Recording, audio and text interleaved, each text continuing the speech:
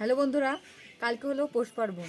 তার জন্য আতপ চাল বাজার থেকে কিনে এনেছি আর ভিজিয়ে শুকিয়েছি, টনটনা করেছি। এখন আমি চাল কুটতে যাব। আসুন ঢেকিতে চাল কুটবো।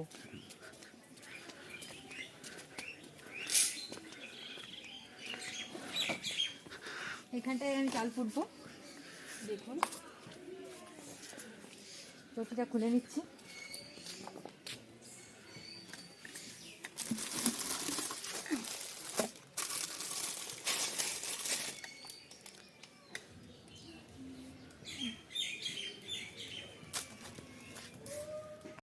তো বন্ধুরা, আমি চলে এসেছি ঢেকির কাছে। আমি এখন এই পেপারগুলো পেতে দিচ্ছি, না হলে মাটিতে পড়ে যাবে আর নোংরা হয়ে যাবে চালগুলো। তো এই আগের দিনে চাল কুটেছে, এগুলো রয়ে গেছে, দেখুন।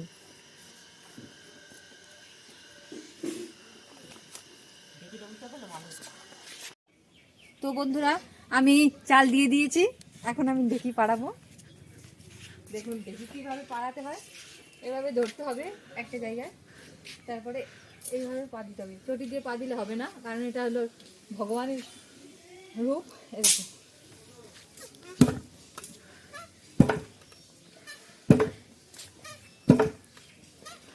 আমি পাড়াচ্ছি।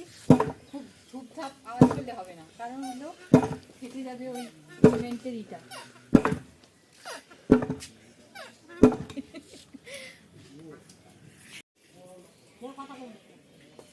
তো বন্ধুরা, আস্তে আস্তে ঢেকিটা পাড়াতে হবে।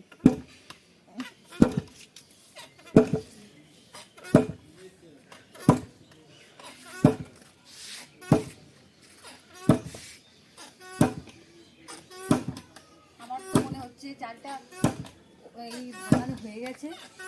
এখন আমি তুলব।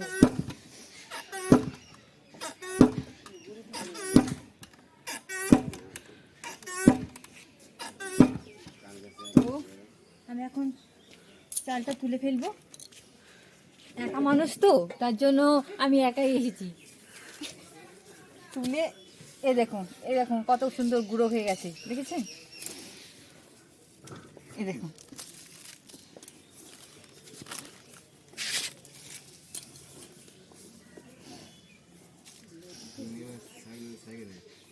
হ্যাঁ।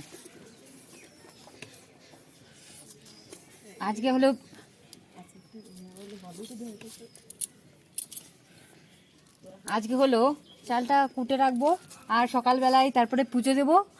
তারপরে পুজো টুজো দিয়ে ছান টান করে তারপর পিঠে বানাবো। আপনাদেরকে অবশ্যই পিঠে বানানোটা আমি দেখাবো।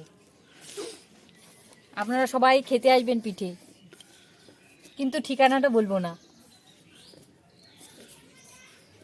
তো হয়ে গেছে, এবার আমি চাটনি দিয়ে ছেঁকে নিচ্ছি।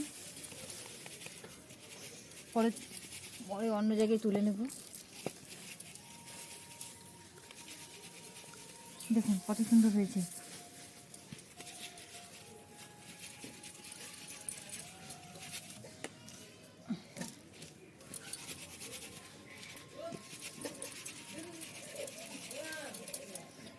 এইটা আবার দিয়ে দিতে হবে।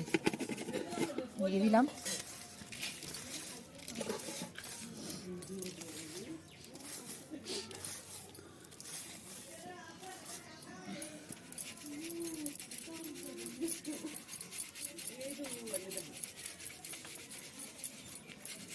ছাঁকা হয়ে গেছে।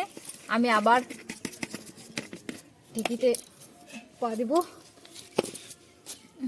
সাইড করে রাখলাম, পরে আমি গামলায় তুলে ফেলবো। চলুন আবার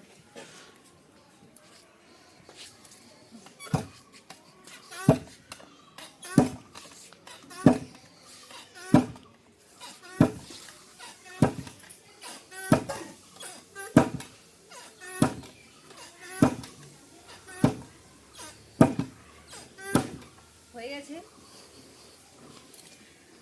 আমি আবার ছেঁকে নেব।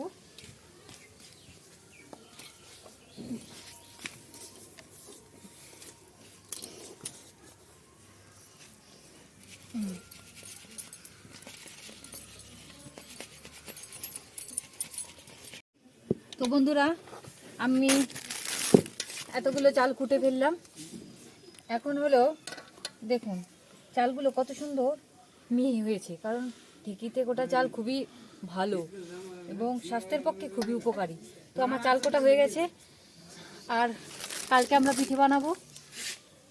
তো এখনকার মতন টাটা, বাই বাই। আপনারা অবশ্যই চ্যানেলটিকে সাবস্ক্রাইব করে দেবেন। ওকে।